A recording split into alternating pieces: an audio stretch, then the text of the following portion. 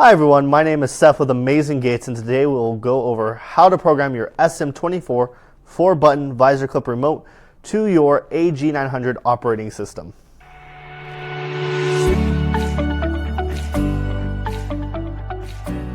To program your SM24 4-button visor clip remote, all you're going to do is press your red learn button. The blue light will go out, and then you'll tap the first button. Your display will show 02 because I have programmed 2 remotes, or however many devices you have connected so far, and then you would press the remote to activate the gate.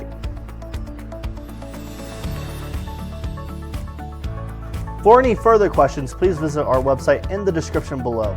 Thank you so much for watching.